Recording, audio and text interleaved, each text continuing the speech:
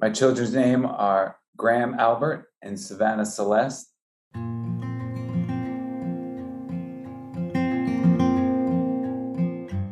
And what I remember about them is the day the doctor came in to tell us the sex of the babies, and he referred to them as the perfect twins. And he didn't realize how right he was when he said those words. He meant because they were a boy and a girl, but I knew it was much more than that. They are the perfect twins. Welcome to Still a Part of Us, a place where moms and dads share the story of their child who was stillborn or who died in infancy. I'm Winter. And I'm Lee. We are grateful you joined us today. Please note that this is a story of loss and has triggers. Thanks to our lost parents who are willing to be vulnerable and share their children with us. If you're listening to this podcast, just know that on our YouTube channel there are pictures and videos that are related to the stories that are being shared. Subscribe and share it with a friend that might need it, and tell them to subscribe. Why? Because people need to know that even though our babies are no longer with us, they're still a part of us. Thank you so much for joining me, Ryan, and thank you for coming on and you know, it's always a raw, emotional thing for me to talk and talk very in depth about my son. So I'm glad you are here, and you're going to be opening yourself up when you're talking about your beautiful twins. Indeed. Now, give a brief history about yourself. You know, we were talking a little bit, but you know, everybody who's listening, you live on the East Coast. You've spent some time in Asia.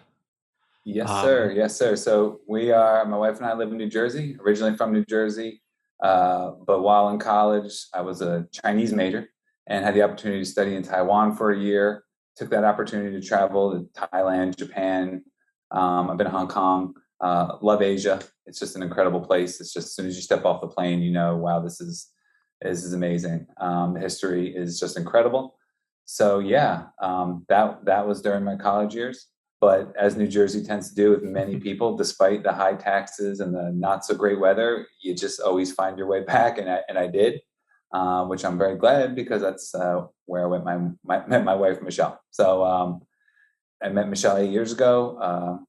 I did briefly move to North Carolina for a hot minute. Thought there would be an opportunity in my line of work, which was in the gyms. I worked in a gym for many years.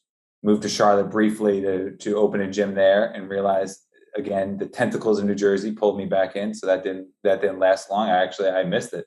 My family's here and everyone's here, so ended up back in New Jersey and been here ever since. So that is our geographical history there. Well, this is good. I always find it funny because everybody, I'm in Utah, and to get to the nearest state line, you have to drive close to 100 miles. Yeah. And then when I was talking to a friend who lives in Philadelphia, he's like, "Oh man, I gotta drive all the way down to DC." And I was like, "Oh man, you know, from Philly to DC, that's got to be a couple 100 miles." He's like, "Oh no, right. It's almost 100 miles." I was like, "Wait a second." Yeah, I mean, we have people, right? People who live in New Jersey and commute to work in Connecticut, so they'll drive from through New York into Connecticut to go to work. Yeah, it's going to be an hour and a half drive each way, but people do it. Is definitely. I've been down south, like places like Texas, where you got to drive 24 hours just to get out of the state. Here in New Jersey, you can get through the whole state, top to bottom, in 3.5, 4 hours. And I love that. It just is one of those things where it's like, man, you could see 15 different states in a weekend. So. And I should take this opportunity to tell anyone listening, contrary to what many people think of New Jersey, which is pretty much Newark Airport and Atlantic City, that is not what the most of New Jersey is like. In fact, if you go to Western New Jersey, it is some of the most beautiful places you'll ever see. So I encourage anyone, if you're ever around this way, get away from the Newark and those types of places, the bigger city-like places. Go out west, and New Jersey is pretty awesome. So taxes are not fun, but it is actually a really cool state. To visit, it's probably awesome. It is indeed. It is indeed. Well, wonderful. Well, Ryan, thank you. I was like, it's pretty funny how our perspective of a place that we don't live is like, oh my goodness, Jersey to New York, Jersey to Michigan. I don't know how far away that is. So it's true.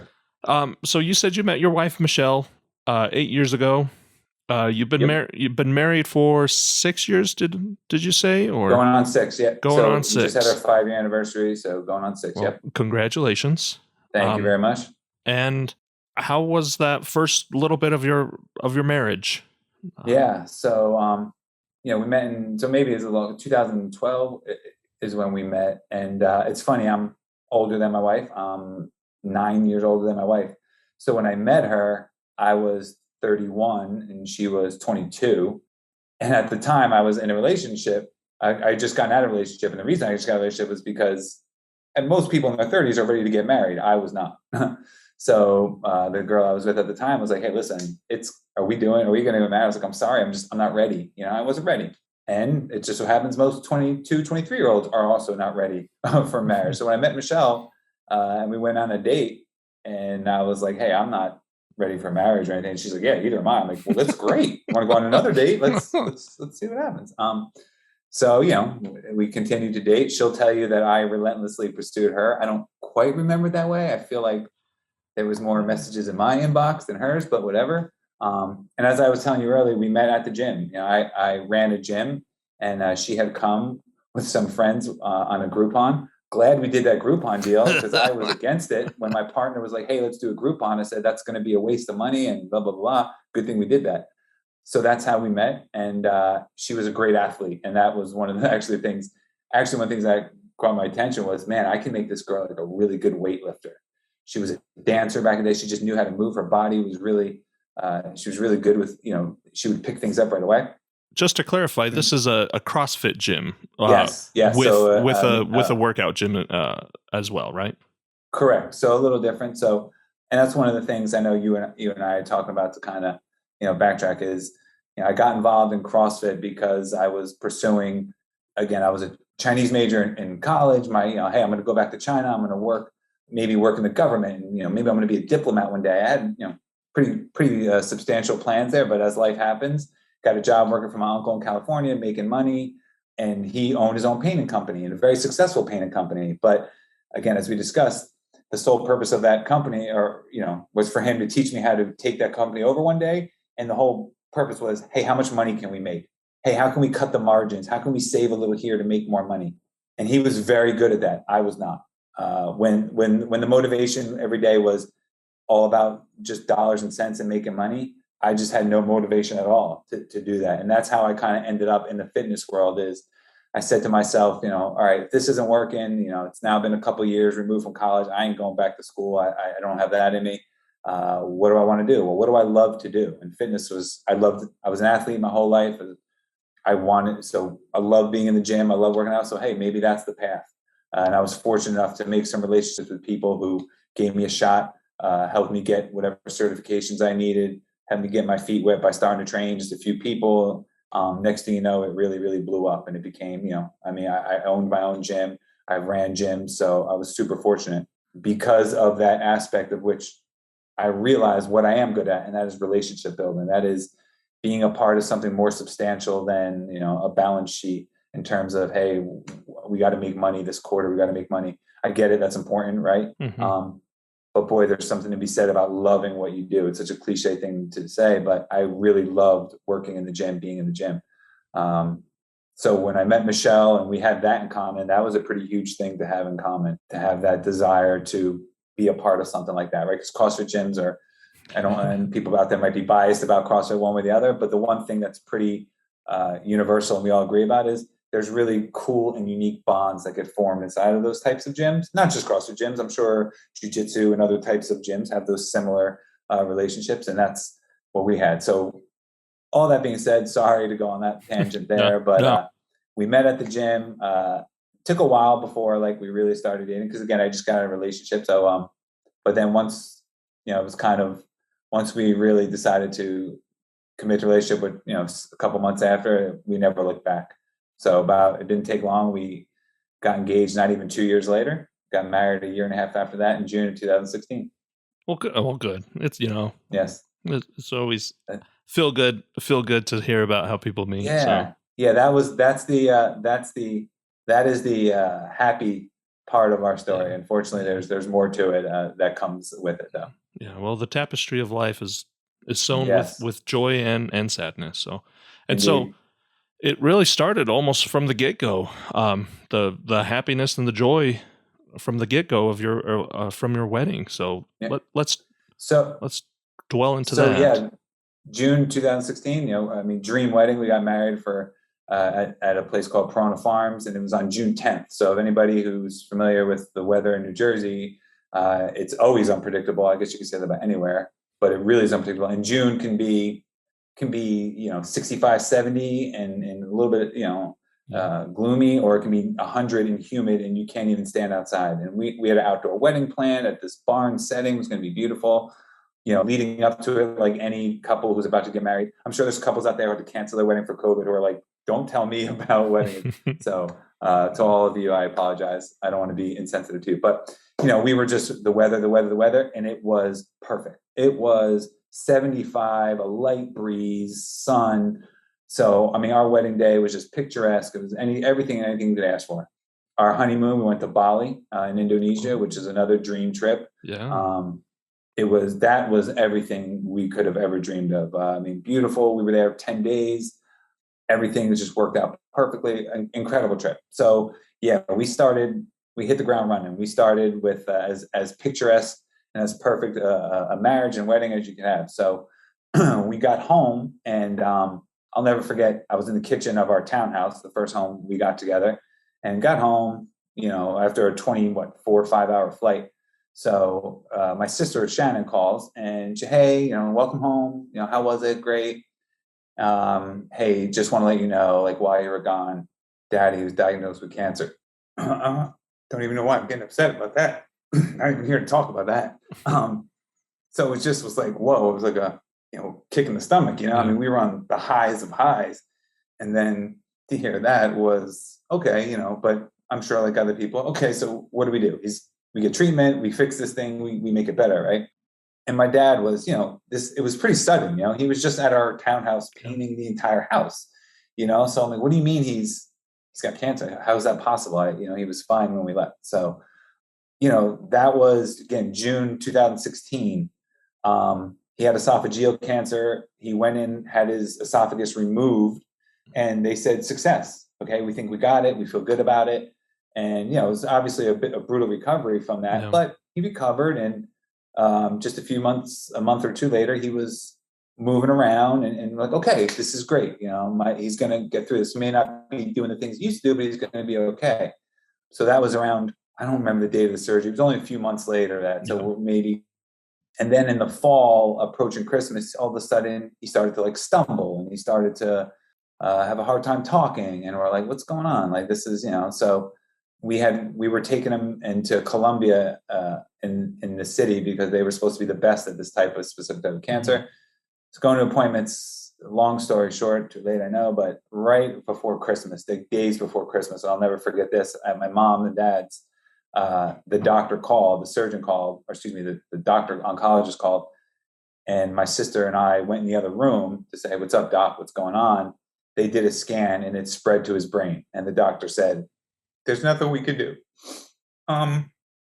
So it was just hard, because it was like, wait, we beat it. What do you mean there's nothing we do?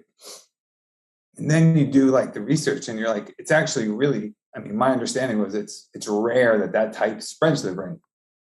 So it's like, man, what bad luck that is. So, that was Christmas. My dad passed away March 16th. So 3 months later. But it was just hard, because he just was not himself, Yeah. And my dad was Vietnam vet, worked his whole life.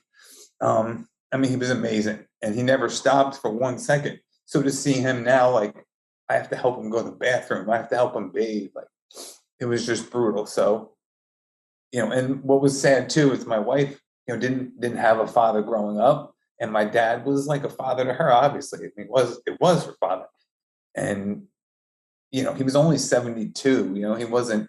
He was not, and he was, up until he had cancer, he was in great shape.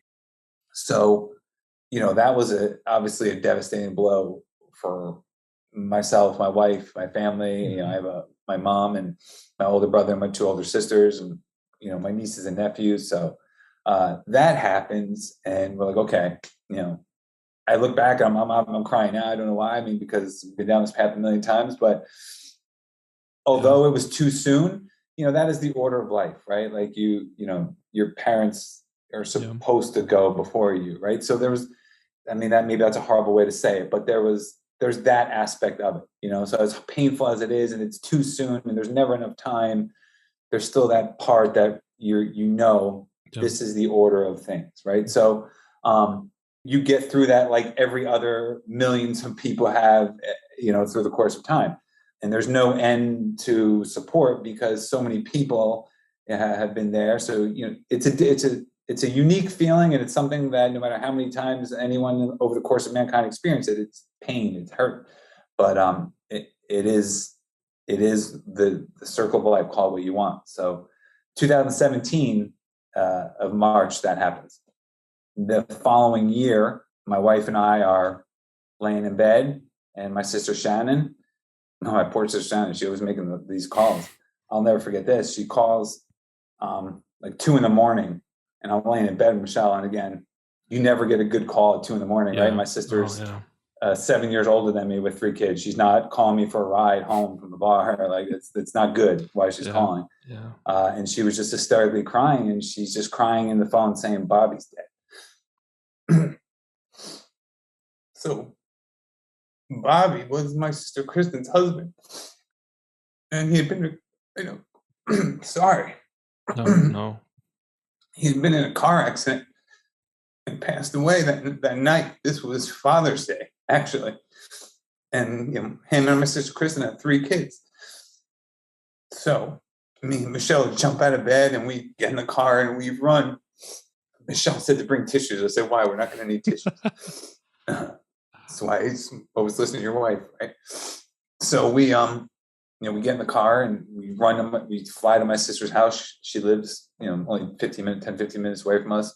And never forget, you know, my brother, his wife are there, my sister, Kristen, whose husband just passed away, my mother, my sister Shannon at the time who called me, she was actually away. I forget.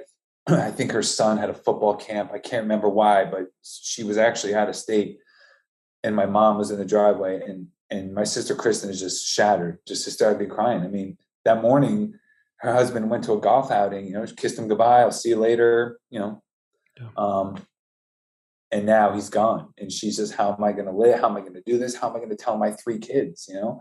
How am I going to walk back? And it's like 2 a.m. How am I going to walk back in there and explain what happened? Like and we all were just hysterically crying. I don't know. And I'll never forget her oldest daughter walking, you know, her son had gotten up looking for her. He's the youngest. I think at the time he was maybe 6. And Kristen wasn't in the bed. So he went to his oldest sister's room and said, hey, where's mommy? So McKenna, the oldest, who was at the time 11, maybe. She came outside and was like, hey, mommy, what's going on? And Kristen just went inside and had to take her 3 kids and say, daddy's gone. And so, you know, after losing my dad, and, you know, this was just brutal. And I'd given the eulogy at my dad's funeral, and I gave the eulogy at my brother-in-law's funeral, the same church in the same spot, like just over a year apart. So that was brutal. And then this kind of segues right into the twins and Graham and Savannah, and which is why, you know, I'm not, that part of the story is essential into understanding, you know, a lot of the emotions that came with Graham and Savannah. Obviously losing, you know, your children is all you need to hear, but this was just a blow that came after this, and it was just so hard for us. So hard. The months leading up to you finding out that you guys are pregnant is just so emotionally taxing. It's just got to be. It's just got to be the floor dropping out from underneath you. Right. 2 times. That's a perfect way to say it. Like it's literally like having that feeling. Yeah.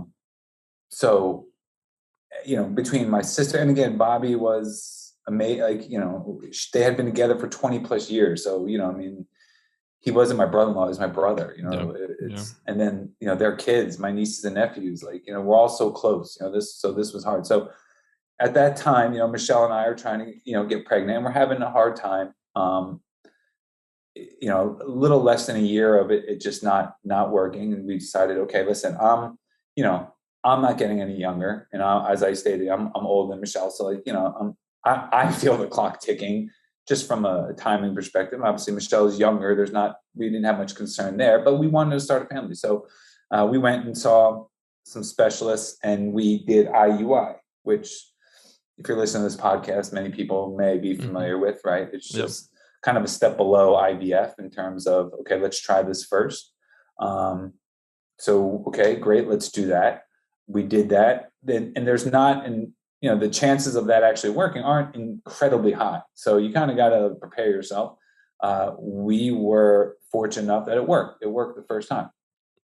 And it's funny, like I remember, okay, great, it worked.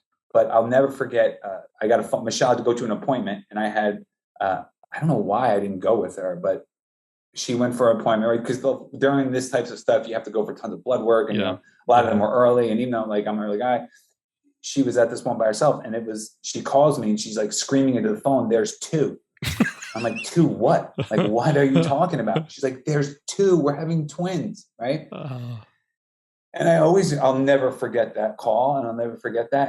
And I not here to open up the can of worms of, when is this creation a creation? When is it, right? Everyone has their opinion. That's fine, but I know, first of all, the minute we found out we were pregnant, those are my babies. I just didn't know there was two at the time. But when she called and said there's two, like I envisioned our whole life with twins. I'd already seen it all. I played out in my mind. I was a father to twins. The minute I heard that, those are my babies, and I was on, and then following those days, I'm on every podcast, how to be a dad to twins. And, I got books about twins, and, I'm calling, I have a few friends who have twins. I'm like, tell me everything. I'll never forget the text message from friends and family who were like, "Oh, good luck. I don't even know how you're going to," and, at the time it was like humorous because we were so naive and ignorant. Like you think nothing bad can ever happen in that sense. So, I'm sure those people would cringe and be horrified and feel terrible about the message they sent about like, that's going to suck having to have two babies at once. Right. Like, so it was against the backdrop of what I just said. It was almost like, I don't want to use the word replace, but we just lost my dad. We just lost Bobby. And now we're getting two more people. It felt like it was them saying, here you go, guys. Like, it just felt so right. It just felt like we deserve this, right? I mean, again, I don't know what the right words are, but it was just extra special. Yeah. If that is even a possibility for creating life to be extra special, this was extra special because of what we went through. And there's a video we have that I can't watch it, but I mean, I know we have it, and then Michele, I think, shared it, of when we told our family at Christmas. They knew Michele was pregnant. We kept it a secret about twins, and we told them on Christmas. And every Christmas, we line up all the nieces and nephews. And for this Christmas, we're like, "Oh, here, hold up a shirt for the new baby who's coming." And then they all set up, and I said, "Oh, wait," and I got a second shirt and gave it to them, and they were like, "Shut up, no!" And everyone freaked out, crying and hugging, and like, that memory now I cherish because it's one of the few memories we have of our babies. But it just felt so incredible to be like, we've been through so much, and now here we go. My babies are going to be able to help us recover, help us. We'll never get over, those losses, but they can be a way to help us get through the next day and remember how to smile and love and be happy again. Like, this is amazing. And so that was part of it. And again, as I stated, I'm now 41, at the time, we're talking to that, I was 38, 39, most of my friends have kids who were 10, 11, 12 years old, and here I am just starting. So maybe this is selfish and wrong to say, but I kind of felt like, oh man, this is great. Like, I'm catching up in one swoop. I got two. Like, this is great. Like, I'm not going to be alive forever. I want to be on this earth as long as I possibly can with my kids.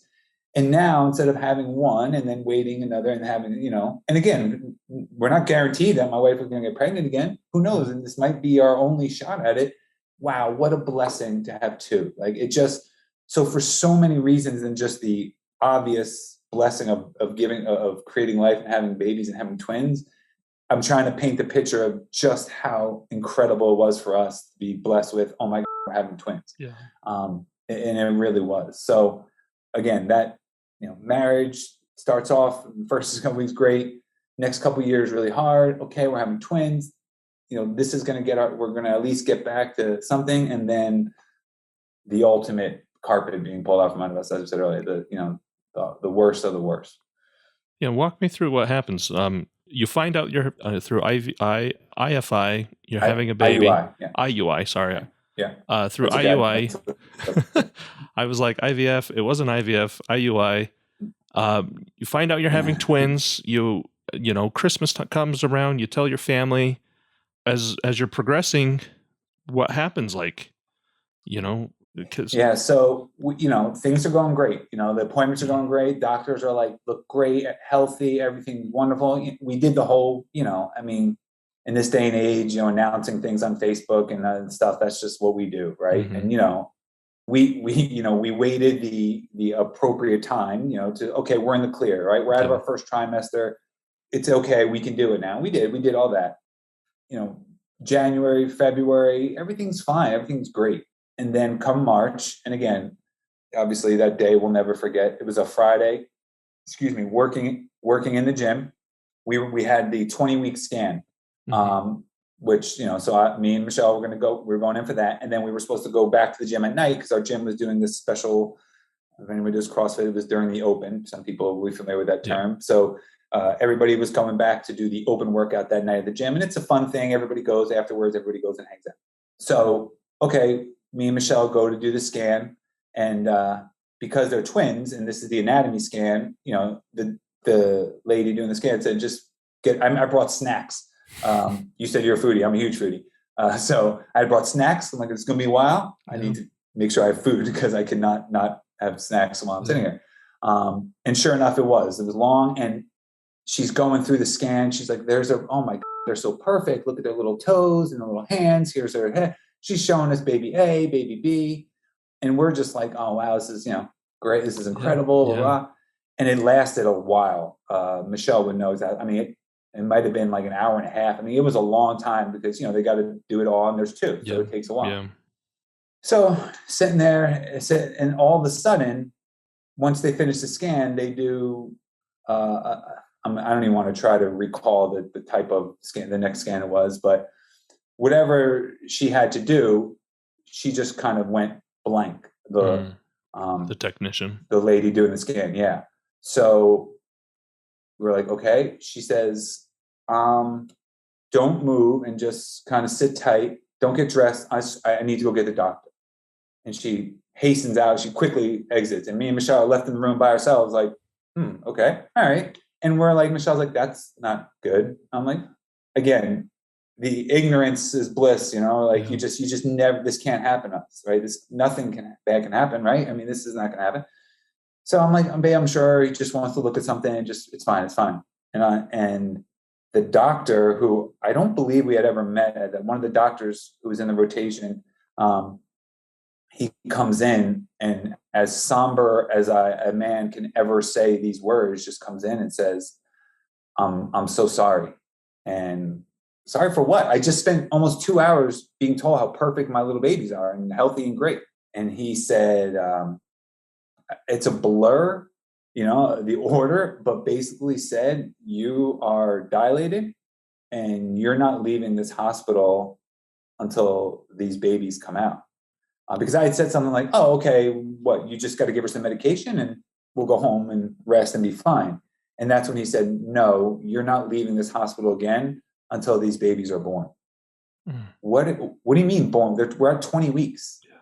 You can't even comprehend the words. So I'm like, I don't understand what you're saying. So he's like, we're rushing. So I said, okay, do I need to make I'm still not getting it. I'm like, so do I make an appointment? And we come back. He goes, she's not leaving this hospital. In fact, we're rushing her over right now to whatever floor we have to go to.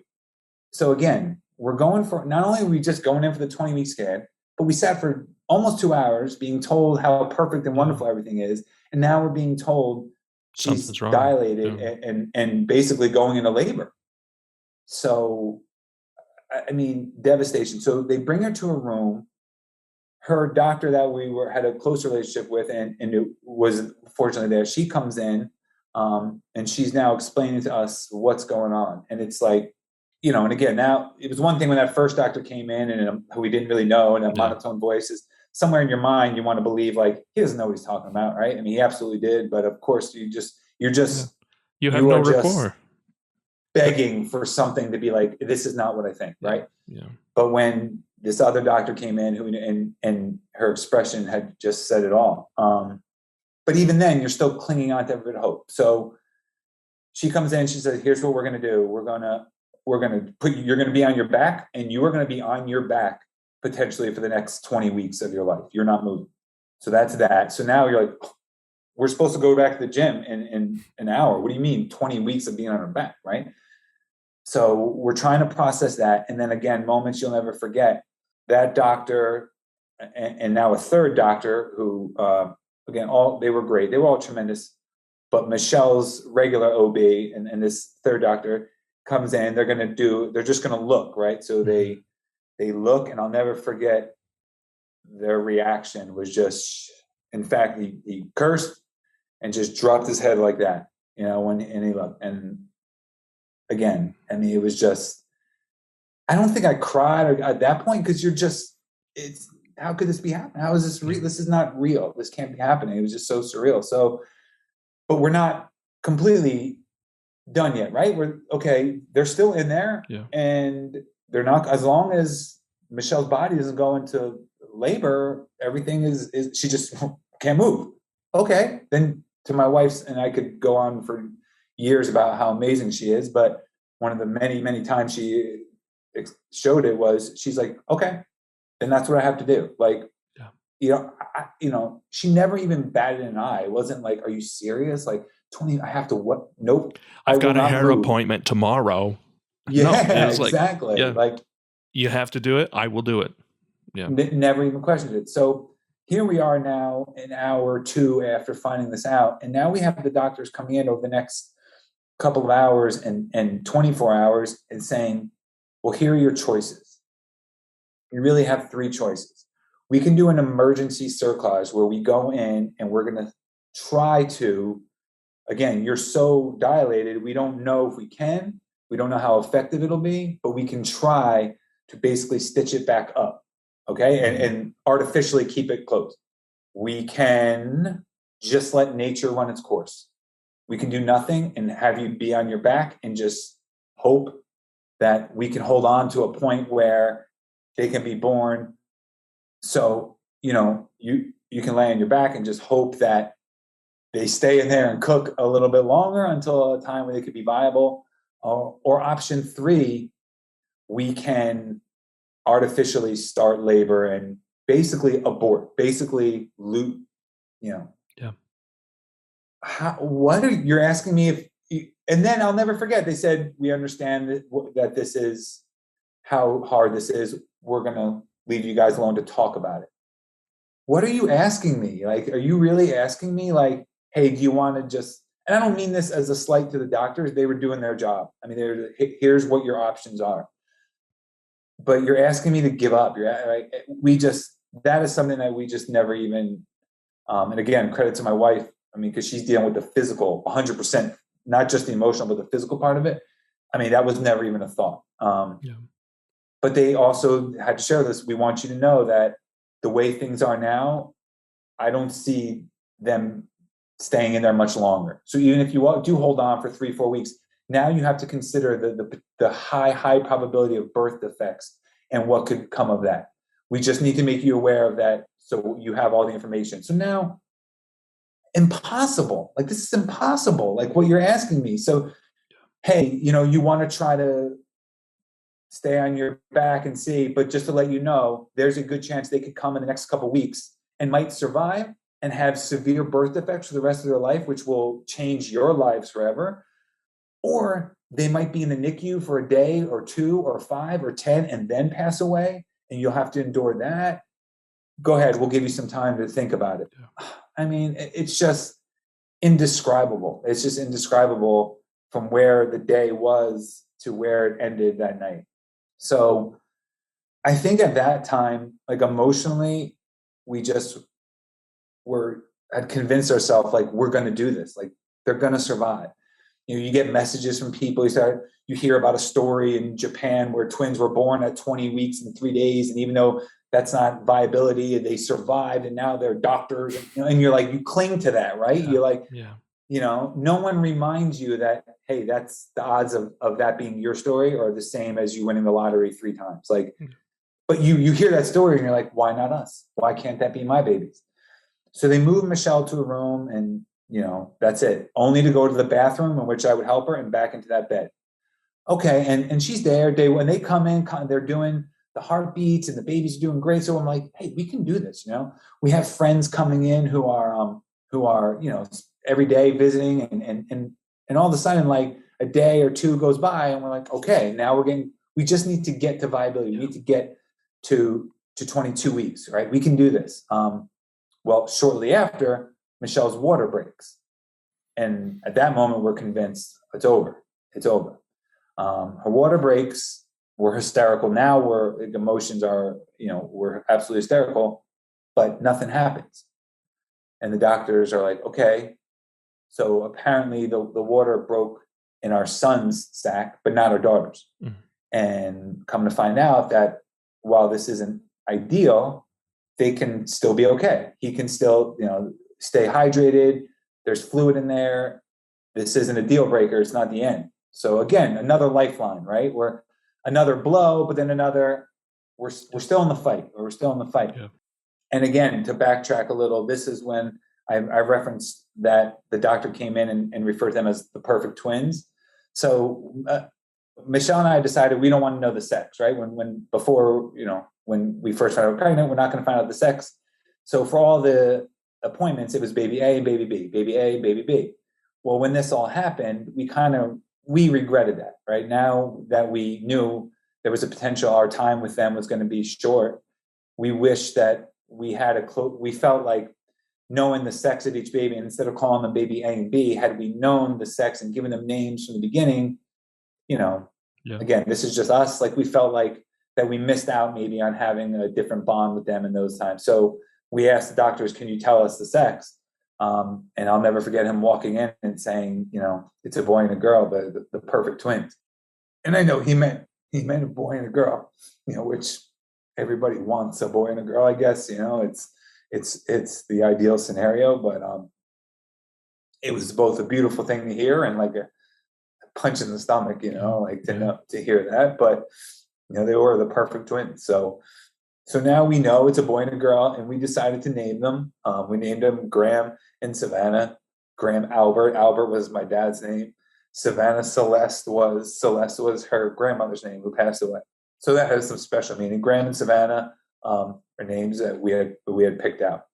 So, okay, the water broke for Graham, but still in there. Yeah, we're still going strong, and we can do this, right? And I stayed at Michele's bedside, every night. I slept on a little cot right next to her in the hospital every night. And it's one of the things I'll talk about. And I know it's not, groundbreaking, but I like writing. And I was writing in a blog each night, which was extremely helpful to just like get out that emotion, right? There's only so much Michele and I can dump on each other. Maybe there's things I was thinking that I don't want to, I'm angry and I'm upset. And I need to get that out, but I'm certainly not going to bring that on her. So having somewhere to vent that was huge.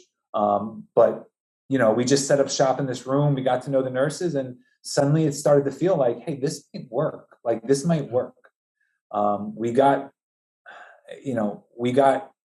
so it was 10 or 11. Terrible. I don't remember the exact number of days. It felt like a while, but we were getting close to that viability day, that day where, okay, now if they're born, like they're going to, the NICU team, we met with the NICU team. They said, hey, here's what to expect. If we get to that point, we're going to be there, and we're going to rush them out, and this is what it's going to be like. And so we're like, okay, we're ready for that. We have a close friend whose sister works in the NICU. I have other people who I got to know from the gym who worked there, who worked in the NICU unit, and they were sharing with us. First of all, they were sharing with us success stories. And so now we are really believing. We are like, We're close. Everything we've been through, this can't possibly end badly. So, and I think we at that, we were ready. We were ready for this to work, and whatever that meant. If that meant they were born at 23 weeks and there was health issues that we had to deal with or fight through, we were going to do whatever had to be done to help give our babies the best chance at survival and living a happy life, right? So things are going, and then again, moments she'll never forget, laying next to her bedside, and Michele wakes me up, and she's like, oh, I don't feel good. And she threw up. I'm like, oh, you okay? I go over, and it was like at 3 a.m. It was the middle of the morning. I walk over, and I got just close to her, and I felt the heat. Oh. I put my hand on her. She was on fire. And I said, and I knew it's over. I knew it. Well, she was going into labor. First of all, she was starting to develop an infection, right? That was the other thing. When the water breaks now, there's that barrier, right? So, just going to the bathroom, she had to be so careful. Yeah. For her to spike a fever, now her health being in jeopardy, but it didn't matter because she was going into labor, right? So the nurses come in, and this is obviously the hardest of the hardest. They move us into delivery, mm-hmm. and this is the part that is so hard to talk about, not just for obvious reasons, because I would never try to compare your story, our story, anyone else who's lost a child due to miscarriage, stillborn. I mean, I was so woefully ignorant to, this kind of stuff. And I can only imagine what I may have thought before we went through this right? Like, I think I speculate that a lot of people who have never been through anything like this think miscarriage and you had a stomach ache and there was bleeding and it was over. And even if that was all that had happened to anyone, that is horrible. And that has things that I can't even, that's horrible. I would never compare what we went through to somebody who lost at 8 or 9 weeks. Like there's no comparison. So I want to make that clear. But with that being said, what transpired in the following hour, that following day, I just feel like was on another level of pain and sorrow. And for us, to go into delivery, and at 10 a.m, my wife now is pushing. She had to get an epidural, and now she's pushing our son. And you know what the outcome is, right? So now we're going through this, and I'm there with her, and I just remember crying like I've never cried before. And she's pushing, and our son comes out. Our son Graham comes out, and Michele said he looks like me. You could see the features, and they hand Graham to Michele, and now we're just hysterically crying, and she's holding our baby, and Savannah was still in there. So, for the next 5 hours, it was just us hysterically crying, holding Graham, and I wrote this down. I'll never forget, his skin was perfect and soft, but it was so cold. And you just, that dichotomy of my beautiful son and his skin's not supposed to feel like that. Like it shouldn't feel like that when I kiss him. To see my wife holding him and crying, like it was just, and then Savannah's still inside. So for the next 5 hours was that. And then all of a sudden she starts going to contractions again. And now it's time to push. So here my wife is holding our son. I mean, that is just, I don't know if anyone can even wrap their mind around like that scene or what that feels like for her physically and emotionally. And for me, it's just so difficult to even try to put into words what that feels like. And I think even now, like, I cried about my dad. I'm wondering now, why am I not crying right now? Because it's still so surreal. Like that, I feel like I'm talking about a movie I saw. Yeah. Like I really do. I feel like I'm talking about a movie because that day and in that moment. So, and now they told us this. They were like, listen, there's nothing we can do. There's nothing we can do. Because, why is the NICU team here? Why aren't there more doctors? Like, we need to try to save him. So when Graham came out, he was lifeless. He was born asleep. When Savannah came out 5 hours later, she took breaths. And that I remember yelling at the doctor, like, do something. Can't you do something? I just said, no, I can't. And you feel like, I'm her father and I can't help her. I can't do anything. And to see her little chest move, and to just not be able to do anything, it was just terrible. And she was so perfect. Her features, her nose, and her eyes, and her mouth, and everything. It was just so symmetrical and perfect. And I said that to Michele right away. I was like, my God, she's perfect. She's absolutely perfect. So, I mean, the chaos of the doctor trying to calm me down, and like, we can't. And I guess somewhere deep down inside, I knew, like, I understood, but I wasn't ready for that. I wasn't ready to see. I don't know what the heck I thought what to expect, right? How the heck do you prepare for that? So Graham, because her water broke, he came out like bruised. So like his coloring was off. But Savannah was perfect, right? She looked perfect. I just wasn't ready to see her like mouth open and close. And they had to like, no, we can't do anything. This is, I mean, it's just not fathomable to be a parent and be told that. So, you know, I'm hysterical. I mean, I remember looking back and actually thinking, we're in the delivery, but I was like screaming. Like, I mean, I wasn't just like tear. I mean, it was like uncontrollable sobbing and screaming. And, you know, they credit to them. And, you know, this is stuff that we learned later on. You know, they let us spend time. Hey, take whatever time you need. Take whatever time you need. And again, how much time? I don't know. What is the right amount of time? You know, I mean, we had no idea. So we just spent time holding them, you know, and being with them. And I know one of the, you know, I played our wedding song, you know, while we were holding them, let them hear that. Unfortunately, like they did have like a photographer who would take pictures for you, and this type of thing. And they weren't there, but there was a nurse, God bless her, who she had a camera and she got them dressed and took pictures that, you know, thank God, you know, that we have those. She did that for us, and we spent that just crying and holding them. And then, you know, a nurse came in at night and is like, you know, let me know when you're good. And again, when am I good? When am I good for you to take my kids down to your morgue? I don't know what you're asking me. I don't know. I don't know how to handle that. You're trying to fit a lifetime in that short period. Like there's never enough time. No, this And life. so, and again, it's the epitome of, there's no playbook. There's no, I mean, you look back and you're like, I wish somebody would have how do you prep, you know, a husband? How do you prep that? So I don't begrudge the doctors or anyone for saying, hey, here's what to expect, you know, after, you know, this is going to be. So that was on the 27th of March. And so, so March 15th was when the scan was. So 12 days later.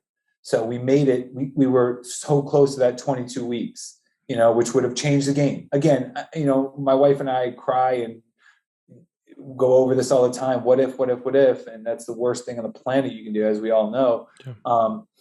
You know, what if it was just a couple more days? And I say, honey, we don't know if they would have been born and rushed to NICU and passed away. And then, well, at least we could have been with them, you know? So, you know, you deal with that. But, you know, if you were to ask me, I wrote some blogs like that day, and I'm glad I did. I wrote a blog like that day and 2 days later. And because if you were to ask me now, like, so what was going through your mind? I would tell you, I have no clue. I mean, you know, pain, suffering, you name it like that. But that's very generic. And I would hate to give a generic response to how I felt about something so serious.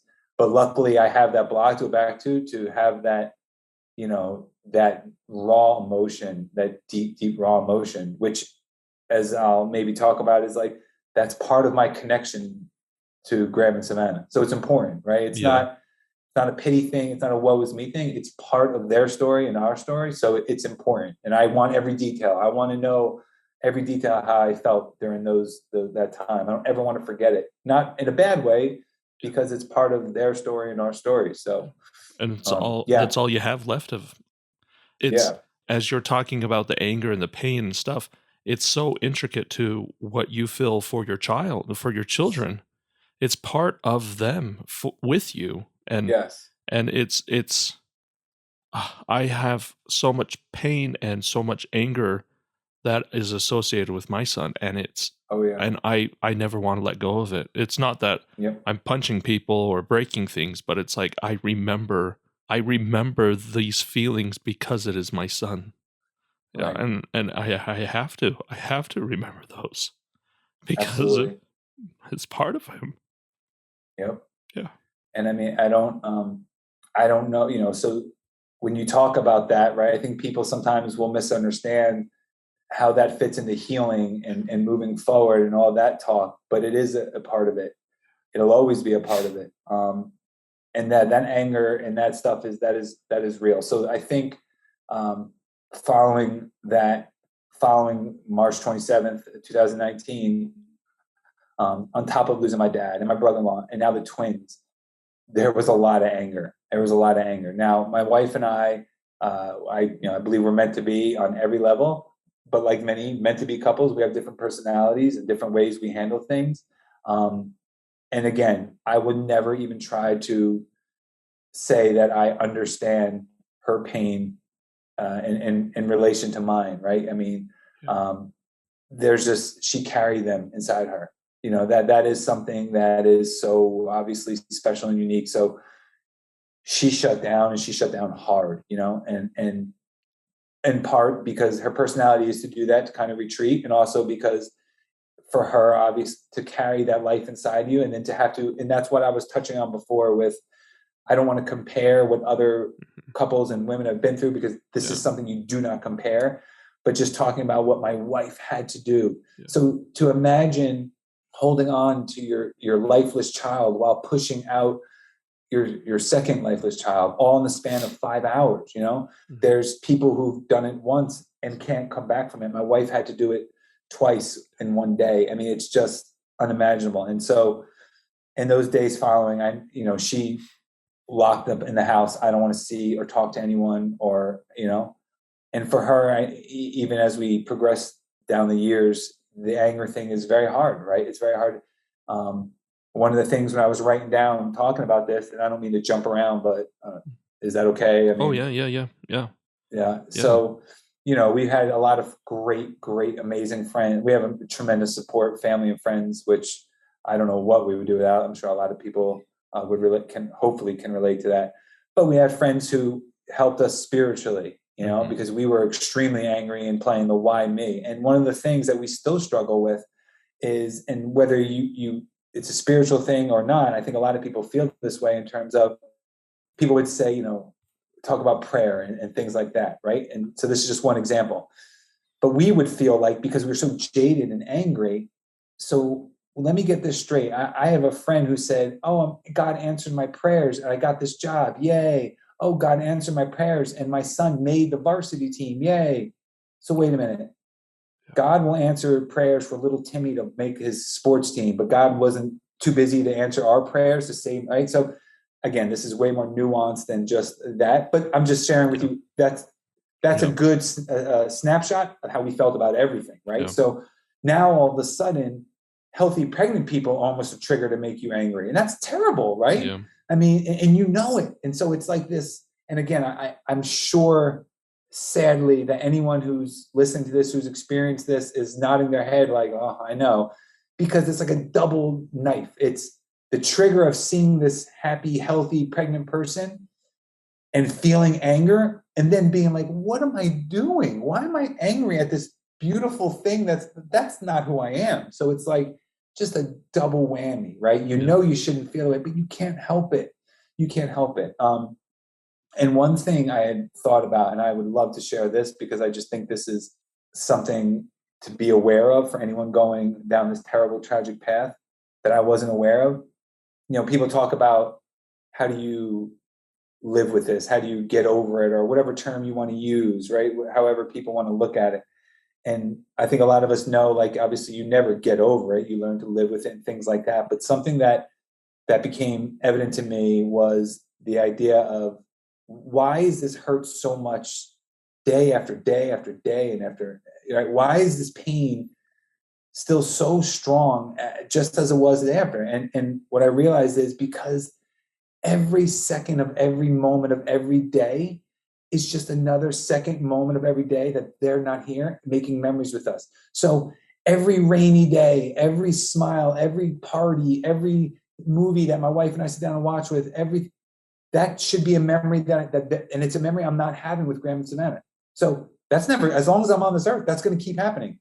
Every birthday party, the obvious things, the birthday parties, the Christmases that they're not here for, but it's all the small things in between, right? It's all the poopy diapers. It's everything. So it's, as long as you're here breathing and doing stuff, it's just a constant memory that you don't get to have with them. It's a constant reminder. Right? I don't know if I'm explaining that well, but that's, I understood that, it didn't change it. It didn't stop that constant pain and suffering. It didn't stop, right? I mean, I remember in the days after thinking, like, this house was supposed to have their laughter in it. They were supposed to be in that yard one day. Like, I had already pictured all that, and now it's never going to happen. And there, I've read lines like that. Every day is now a memory I don't get to have with you, or something of that nature. And it's so true, and it's what makes it so difficult to cope with, because that never ends, and that never ends. So for people who are struggling with, hey, does this go away?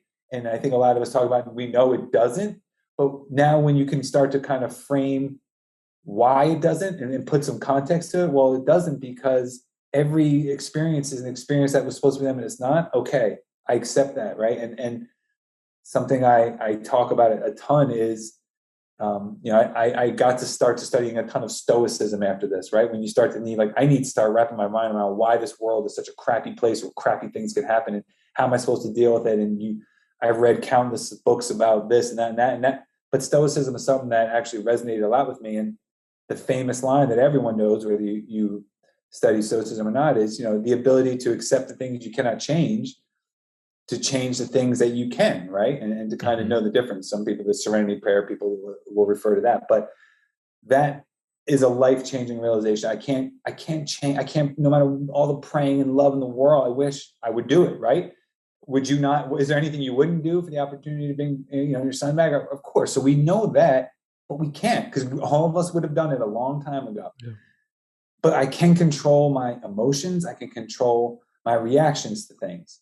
So when I see a woman in front of me who's pregnant, and I hear her on the phone saying, "Oh, I just can't wait till this pregnancy's over," and you cringe. You think to yourself, "Do you know how lucky you are?" Right? And again, that woman's not speaking out of malice toward her unborn child. It's ignorance, right? It's ignorance. So instead of me having a trigger reaction of, like, "How dare, I can't believe it," and then now, I have the ability to frame my emotions. I can control that. I can't control her statement, right? People ask a lot about what to say or do when people come up to you and they try to comfort you, and one thing you just have to remember is they're coming to you from two places. One is love, and the other is ignorance. Yeah. Right? No one's, I hope, is coming to you with ill malice. Yeah. Right? So I can't control that person who comes with me and said, "Don't worry, like, you guys have more kids. Don't worry." Oh, okay. Yeah. I can't control that statement, but I can control me punching that person in the face or saying, "Hey, I appreciate it, and let's move on." Right? So, the time after losing Graham and Savannah, it was a whole lot of learning that.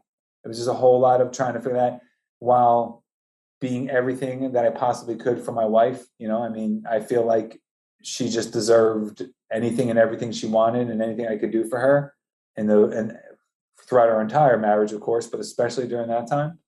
So, one of the things we talked about, I was ready for my wife to say, "I never want to experience anything like that again. We can get more dogs," because we are huge dog people. We have 2 puppies, but I never want to have a kid. And if she were to say that, despite me feeling like I want kids, I want a family, I would have said, "Sweetheart, you got it. Like I would never ask that of you if that's how you feel. But to her credit, I mean, she said our goal was to have a family. I want to give Graham and Savannah a brother or sister. Like I want to do this. We went back to our doctors because what's frustrating is, there was no answers to what happened to Graham and Savannah other than, terms like incompetent cervix. They say that, but they don't really even know what, or they told us because it was twins, right? Really? Because I see twins everywhere, right? Mm-hmm. So then you start to play that game of, well, why are they worthy of living, but my twins weren't, right? If you're telling me, well, having twins are risky, I see them all the time. I don't, why were we any different? So, I don't know where we want to start back, but we haven't really talked about what, after Graham and Savannah were born, you got to hold them for, you got to hold them and be with them. Yeah. And then I don't know really how long you were able to be with them before you turned them over to the medical staff. So I want to say, it was right around like, if Savannah came at like 3:00, it was probably around 10:00 at night. Mm-hmm. And again, it's just certain parts of the story bring out tears, and I don't know why, and other parts don't, because like I said, I swear it's like I'm talking about a movie. And I say that all the time. I laugh at Michele while I don't ever want to spend money going to a movie. Like, we watch all these, like, you'll watch like a movie that is this depressing story about, and I'm like, I don't need to spend $15 to watch a movie about a sad story. Like, our life is a story that, has plenty of emotion and sadness in it, right? When I'm telling it, and I think back and, we were in that room for, around 7 hours with our babies, So, and again, I remember the nurse coming in, and I don't envy her position, right? She has to be the one to come in and say, hey, I don't want to rush you, but, let me know. And it's like, again, think of what you're asking and what you're saying like that. But again, I don't envy being that person who has to kind of be responsible for that. And, I remember having a feeling of, this isn't the end, right? I'm not giving them away and then it's over, right? And that's something that's been important to understand. I remember feeling this throughout, and especially after, like, in the grand scheme of things, your life, my life, all of our lives are a drop in the bucket in terms of time, right? We're all here for a millisecond. Yeah. So yes, Graham and Savannah's life was way too short, but all of our lives are way too short, right? So there was a part of me, even in those early stages of anger and frustrated, whatever you want to call it, and why us, that started to immediately feel, I refuse to let Graham and Savannah's entire existence and being be surrounded by anger and why us, and this is not fair and this is not right, and I immediately started to try to find ways of, hey, they made us parents. These are my kids, right? Mm-hmm. Some people's kids, they live for, some people lose their children at 5, 10, 20, 30, 40 years old, right? Some people, like we talked about earlier, parents more often than not, I assume, pass away before their kids, but at some point it happened. So yes, this is a tragic story, but they were still my kids. They were here for a brief, all too brief time, but they're still my kids who were here. And I need to start figuring out now how to celebrate that. And what did I, what have they brought into life? I was thinking, we always think about our kids make us proud, or, kids make us proud. But I immediately got this feeling of, I need to make them proud, right? And is me sitting here being angry at this poor pregnant lady pushing her daughter down the street, pushing her 2 children down the street and pregnant, and thinking like, this woman's got 3 kids and I'm over here, mourning the loss of 2. Would that really make Graham and Savannah? Good job, Dad. I'm proud of you, And all of a sudden that started manifesting in everything in life, right? Yeah. And I'll repeat this a million times probably about, okay, I need to understand what I have control over and what I don't. So I'd be in the car driving and somebody would cut me off and I think, what? And then I'd pause and be like, is me cursing this person out or forget just being angry, letting it make me angry. Yeah. is that what I would want my son and daughter to see? Is that what I want? And I feel like they're always with me, right? So, okay, you know what? Hey, maybe that person's rushing home to a loved one who's sick. Maybe that's why they cut me off. Maybe that's why they cut me off. So, and then I started to realize, man, I have the most amazing kids, right? I mean, here I am. I've gone through 39, 40 years of life, and it took them. And I thought I'm this smart, educated guy who I read about stoicism and do all this cool stuff. And I'm like, I play rugby and CrossFit, I'm fit and blah, blah, blah. But they completely opened my eyes in ways that none of that had ever done. And that was awesome. That is incredible, right? And now I'm like, yes. Like, okay, now we're talking. There is, and I mean, I guess I can plug it. I don't know if it's okay, but Jocko Willink, if anybody knows that name, and he has a podcast, and somebody had sent us a link like after everything happened and said, hey, you should listen to this. It's about grief. And, everyone's chipping in with advice, yeah, cool, thanks, blah, blah. And I happened to listen to this, and it was a total game changer. And in short, it's basically, somebody had written to him, hey, I lost a child, and when is this pain ever going to stop? And he goes on about 7-8 minutes to talk about, hey, and he just uses the most amazing analogy and explains it, and it's so accurate, right? I'm saying all these things like, okay, yeah, like my twins, they made me a better person, and now all of a sudden I'm going to that doesn't mean there weren't moments of me hysterically crying in the car in the driveway because the song came on, or I just pulled into the driveway and had an image of them running out to hug me, or, that still happens obviously now, right? Mm-hmm. So this isn't like, oh, and then everything was fine. But what he describes in that video, and he uses like the analogy of like waves, right? And in the beginning, it's just you're underwater, and it's just wave after wave after wave of pain. And you feel like, this is it. This is my life. I'm never going to be able to get a tiny bit of air. But then one day you get this little bit of air, right? Maybe you smile again, right? You laugh at a joke, right? When you hadn't done that in a week or two. And you get this glimpse of like, ooh, I remember that feeling. But then boom, another wave. And then right back to pain and sadness, right? But then maybe a couple of days later, you go back, now you're back at work, and you're all of a sudden you have another moment where you catch your breath a little bit again. And his analogy is when you get those moments, row the boat. Like just when you have a feeling of reprieve, go outside, mow the lawn, take advantage of it, because yes, there's going to be another wave. And in fact, there's always going to be those waves. They're never going away. They're never going away. So I don't want to sit here and sound like, that everything is, roses and great. And, I look back at Graham and Savannah with nothing but pure happiness. But at the same time, that has to be the story, right? Yeah. That has to be. Those waves of sorrow and pain are going to come. But wouldn't we be doing a disservice to your son, to Graham and Savannah, if everything that we did that had to do with them was us crying and being, why, God, why, and I hate the world? Yeah. And while that might be totally understandable and fair for us to feel and do, that's not the legacy I want for my kids. That's not what I want them to be associated with, because that would be false, right? That's not true. Mm-hmm. So that's what I was trying to state earlier is, man, they've made me a father, a great father. They've made me a much better person. They've made me so much more patient. I'm a big believer in, there's also a line in Stoicism about almost feeling bad for people who've never endured any type of suffering or tragedy, right? And it's kind of like I would have preferred not to, right? So it's not the same as saying, if you want to really trigger my wife, don't ever say to my wife, everything happens for a reason. Like, oh boy, she hates that one. And understandably so, because it's like, are you telling me my kids had to die for me to learn a lesson? Now, some people might feel that way. And if it brings someone else comfort, to each their own, I guess. Yeah.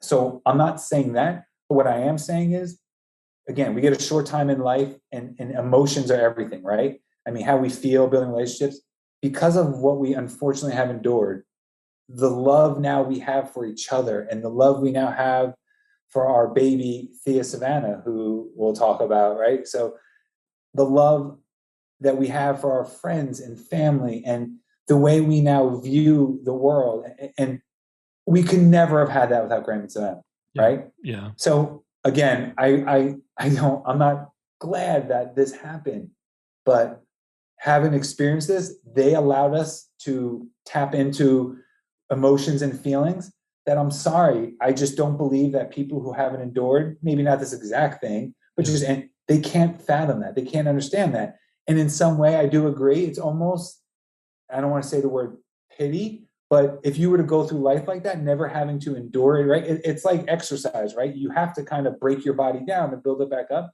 I see it like that. Like having gone through what we've gone through, it's just opened our eyes and our hearts in a way that without Graham and Savannah, we wouldn't have ever known, you know? And that to me is a beautiful thing. And that is them. That is them here right now. So when Michele and I do something kind out of the goodness of our hearts, you know, that's Graham and Savannah, you know. When our daughter now, Thea, you know, is cranky, and instead of snapping at her and being like, Thea, come on, stop it. Like we have this otherworldly patience. I've seen it, right? Our patience with Thea, like it blows me away. You know, I'm like, wow, this is really, and that's Graham and Savannah. It's them, right? And I'm sure, and again, there's probably countless millions of parents who are amazing parents who did not lose a child like this, who are great parents. So I'm not saying, hey, you have to go through this to be a patient parent. Yeah. I want to make that very clear. I'm not saying that. What I am saying is I'm just in love with Graham and Savannah and what they have done in this world and what they've done for me and my wife. And that is something to be able to look back to when I was talking about those waves. And when you get that moment to catch your breath and breathe, it's a beautiful thing to think about and have, right? And I can talk about that and I can smile. And like, yes, that's what I should be doing when I'm talking about my kids, right? Mm-hmm. I cry a lot over Graham and Savannah, but I shouldn't cry every single time. Again, my opinion, this is not a dogma. This is not me telling people what to feel or do. But I just don't want them to be associated with sadness and pain in every aspect of life, right? Yeah. And trust me, I now work in finance. I've been in finance a couple of years. I work with a lot of retirees. I work with people in their 70s and their 80s, you know, and I've gotten to be very close with some of them. And I've shared my story. And Michele and I are very open about Graham and Savannah. So some of our clients who I've had numerous meetings with, I've shared this story and they've broken down and they will tell me about a son or daughter that they lost, you know, 60 years ago. And the emotion, and it's both kind of like jarring and also, I'm not going to say comforting, but because it's jarring because, oh boy, I have a long time of this isn't going away. You know, here's this woman at 85 years old and you know, her mind might be a little foggy on this or that, but boy, when she would talk about the child that she lost, I mean, like she was as if she had lost them yesterday. Mm-hmm. You know, that's what we're looking at. That's what parents of loss are looking at. So it's jarring and that like, man, this is a long road ahead, but it's also comforting in that, okay, I know it, right? There's no surprises here. There's no, hey man, how come it's been 5 years and I'm still feeling this way? Nope. This is the life we now have. There's going to be those waves that come crashing down and almost feel suffocating. Then there's going to be moments when we can catch our breath, and when we get those moments and we can row the boat, go smile, have fun, and do what you can, because the waves are going to come back. They are. They're never going away. Yeah. I should probably clarify, like when I was talking about my son Brandon and the anger and the sadness, that's not the only thing that is associated with him. And that's, a lot of people don't understand that. It's like in the very beginning, that's all I could understand was the anger, was the pain, was the sadness. But as time, as healing, as things come along, the tapestry of my son is woven with so much. And I love how you're talking about how Graham and Savannah are making you a better man, making you a man who's more patient, has more patience, who is kinder, who is more compassionate and stuff like that.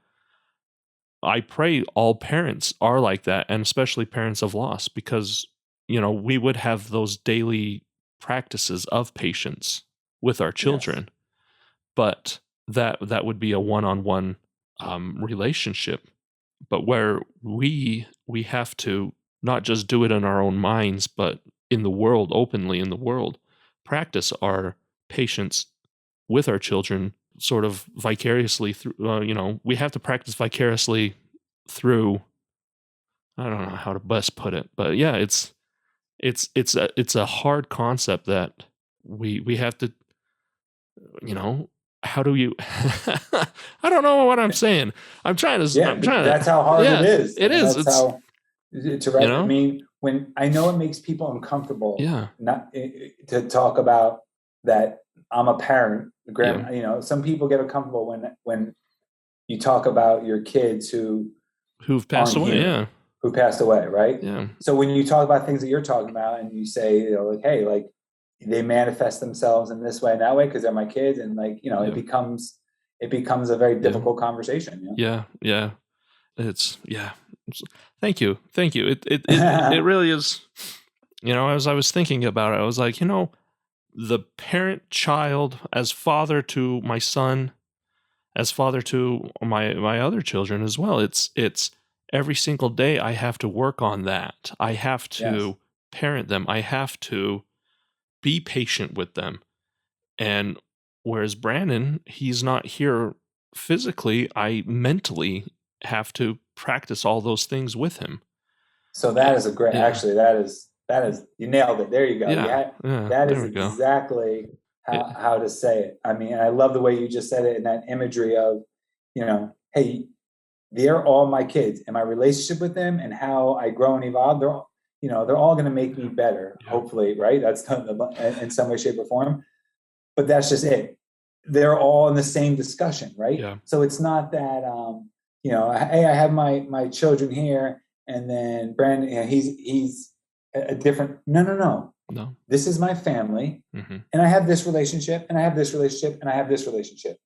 Yeah. You know, you don't need to point out to me the obvious that my children aren't here. I get that, It's but they are glaringly still a obvious. part of the conversation. They are still a part of every conversation, and you know, these things pop into my mind too. And I remember Michele pointed this out, and I had written this down. And you know, I referenced earlier, hey, we're all here for a short time. My kids were here, and what I feel like was way too short. But at the end of the day, it's all short for all of us, right? So we don't get a lot of time to live life being right. So with that being said, I look at Graham and Savannah's life, and I think, okay, what was their life like? You know, and I'm stealing this from something. I remember Michele had shown this to me in maybe a book or a blog, but it's so true. All they ever knew was love, goodness, and like that's all they ever knew in this world, and, right? That's pretty awesome, right? I mean, we all know. I mean, to say, could you imagine having said, hey, throughout my whole life, I was never mad, I was never angry, I never confronted anybody who didn't love me, no one ever yelled at me, and that's amazing. And that was their life, you know? Yeah. And as I said, we have 2 dogs, we love dogs, we're big dog people, and you hear that about dogs, right? Like, hey, how come, you know, there's a, you know, it's, I forget how the exact wording, but like when a little kid will ask, you know, how come dogs don't live as long? And it's because they don't need as many years as we do to live a perfect life. Like they get it a lot quicker. Yeah. They understand, you know, love. They understand what it is to love unconditionally and to be loving. That's all they know, right? So a dog's here, doesn't have to be here as long because they figured out like that. I like to think that was Graham and Savannah. You know, they were inside Michele feeling nothing but love their entire lives. That's all they knew. So that's pretty awesome. You know, that is pretty awesome. So what can I learn from that? What can we learn from that? You know, what can I do to make them proud? You know, all those things. The point I think is going back to like the wave analogy, in those moments where you get a little reprieve, you can start to see that. You can start to, and you can smile. And, you know, I kind of glossed over, you know, the moments after really because they were blurred and stuff like that. But because that was almost like this lost period, right? Mm-hmm. It's just you're blinded by pain, right? And that's okay. Do that. Live there. Live there for as long as you need. Don't let anybody tell you otherwise. But then, you know, and this is stuff you'll hear or people will hear from trying to give advice and stuff like that is, you know, like, you know, you will get to a point where you can ... and you will get back. But in those first days, weeks, like that is the last thing you want to hear. Yeah. So I don't want to sound like I'm saying that either. Like, hey, for anyone listening to this who's going through it, just hang in there. You know, you'll laugh again. And you know, while that is true, no. Right now, if you're someone this is a new experience for you, you live in my opinion, you live in that pain and sorrow for however long you need. And slowly, again, as you get that ability to catch a breath and then it becomes 2 breaths, you'll figure that stuff out yourself. The stuff that I'm saying, it took endless amount of tears and endless amount of anger and what felt like endless amounts, I should say, before I could even begin to comprehend smiling about my kids and having these types of thoughts.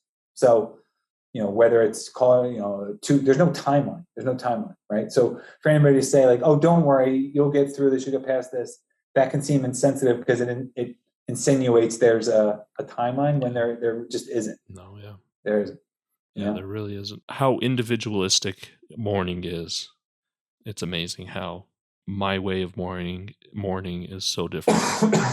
So yeah, and we talk about mourning, and I don't know what other people. This was another thing, right? So Graham and Savannah passed away, and now again we are 12 days removed from a healthy, happy 20-week scan to now this, and now you say, well, what do? Do we bury them? Do we have a service? What's the game plan there, right? Mm-hmm. For us, it was no question. We wanted to bury them. We wanted to have a service. We wanted to do it all. It just felt right again, right? Mm-hmm. We've read stories of people who didn't do that and later on regretted it and stuff. But again, this was our decision. There is no right answer or wrong answer here. This is what we wanted to do. In fact, in the place where my dad is buried, where my brother-in-law is buried, my grandparents are buried, Michele and I, we bought our plot along with Graham and Savannah. So one day we'll be right there next to them. And we did the service. And I say this to kind of illustrate the impact. And again, this isn't I hope nothing ever comes out as like a woe is me, because I hate that. I hate that feeling of I would never want to elicit pity from anyone because I don't like that. But when we did the service for Graham and Savannah, again, we did it at St. Teresa's Church in Kenilworth, New Jersey. And I stood at the same pulpit I stood at to give my dad's eulogy in 2017, my brother-in-law Bobby's eulogy in 2018, and now my children in 2019. So 3 years, same church, same pulpit giving a eulogy. It was as crushing as you can feel. So for Michele and I, there's a famous line that people say that, hey, if the entire world threw their problems into one big pile, you would probably take your problems back once you saw what other people were dealing with. And there's a great lesson there, right? Like, hey, man, there's people in this world dealing with some really, really hard, terrible stuff, man. So me walking around in my air-conditioned home with an iPhone and stuff like that, how bad, right? So I am a believer of things like that, putting life into perspective. But for Michele and I, we have we sure feel like not many people would want to sign up for our story, and this is a struggle, right? Because that's not a healthy way to think, right? Again, that gets you down the path of why me, and it's very backwards moving. It does not help. And again, thinking about Graham and Savannah, is that going to make them proud of me? Is me throwing my hands up in the air and saying, life has been so unfair to us that we deserve X, Y, Z, and why do they get everything and don't we deserve a break? And that is just, there's nowhere to go with that. And again, it's understandable that you'll go through those moments, but you got to get out of it. You can't stay there. You can't stay there forever and thinking, why me? Why did this have to happen to us? It's just, it's hard, because it's easy to want to feel that way. Yeah. So even though, I'll tell Michele, and I tread very lightly here because of the relationship of a mother and a child, but I'm sure everything we went through with Graham and Savannah, I'm sure there's a woman out there who was told, I'm sorry, you can't have kids. Like, it's medically, you're not going to have that. So you can adopt and stuff like that.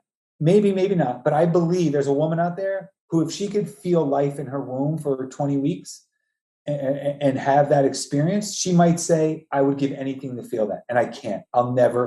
Michele, I'll never feel that. And even though my heart breaks for you, I wish, right? So there may be a woman out there who can't have children who looks at my wife and her story and says, I wish I could have that. Maybe that's a morbid thought, maybe it's great. But I think it puts in perspective sometimes, as terrible as it was for us, is there something positive that we can get? And then that leads you down the path of, well, of course, there's something positive. There's Graham and Savannah. Okay, well, what were their lives like? Well, their lives were surrounded by love. And okay, what did they do on this earth?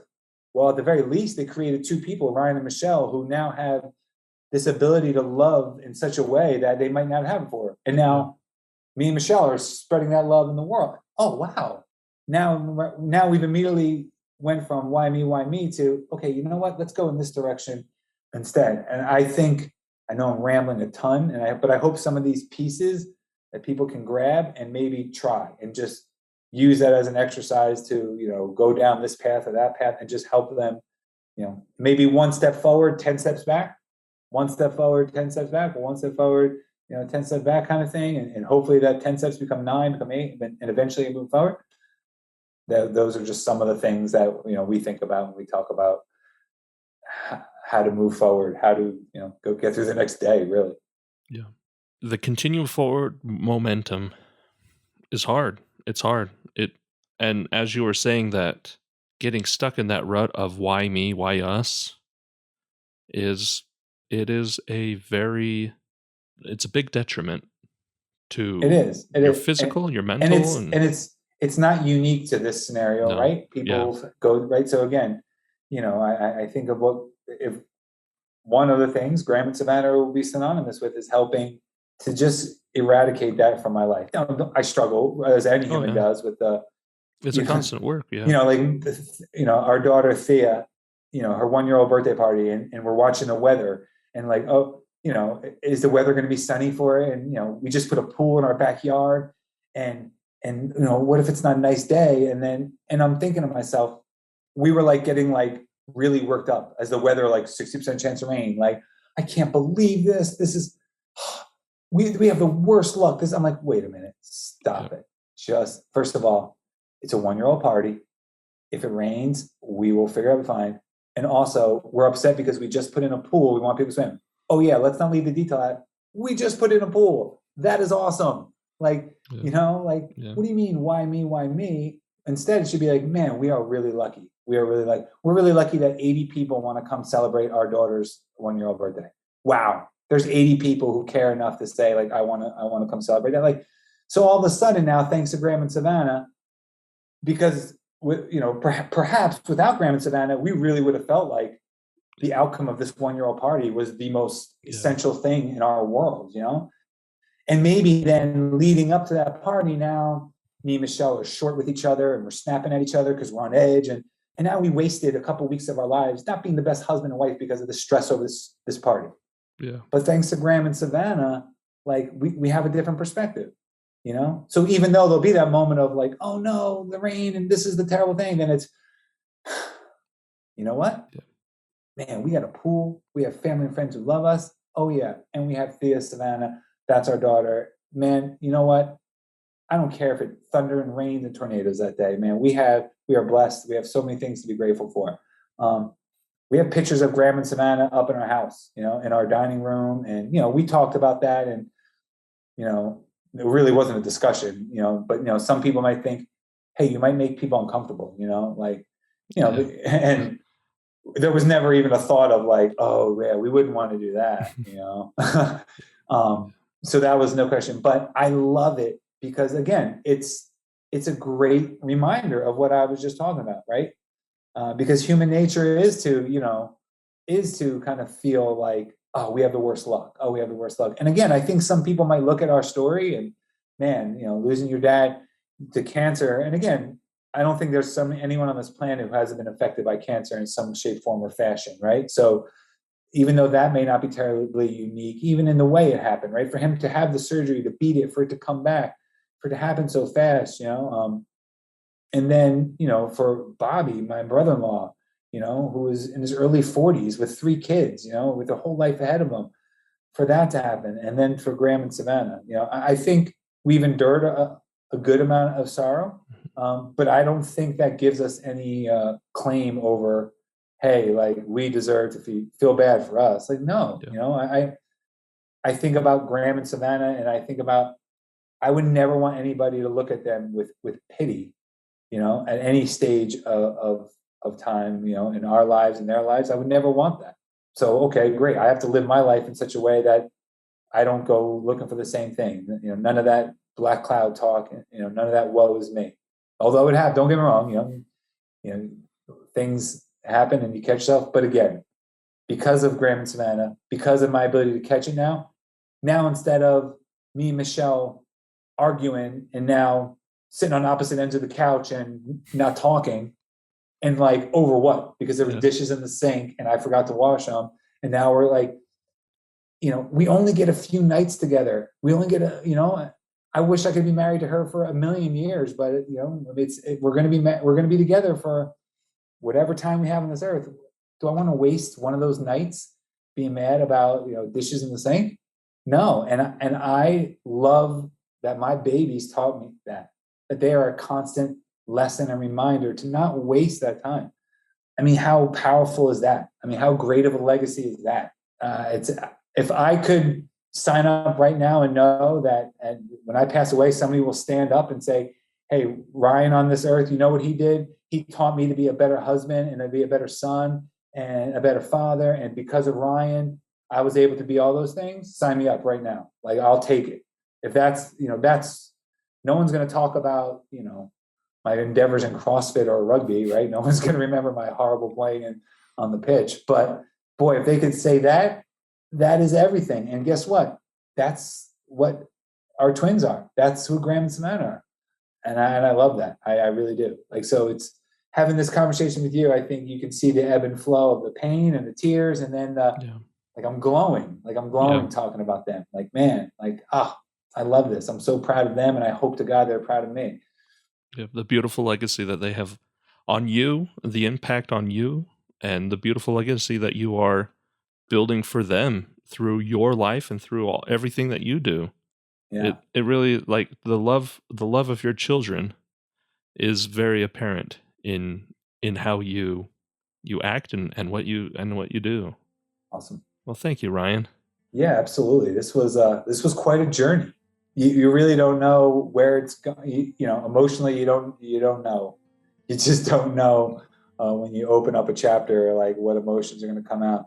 Yeah. But I'm a big believer in, for me, this is therapy, man. So I appreciate you guys so much. And if not one single person ever listens to this conversation, what it's done for me is worth every second we spend doing this. So thank you. No. But with that being said, if one person that does need to listen to this does listen to this and it helps even that much, then it was even that much more worth it.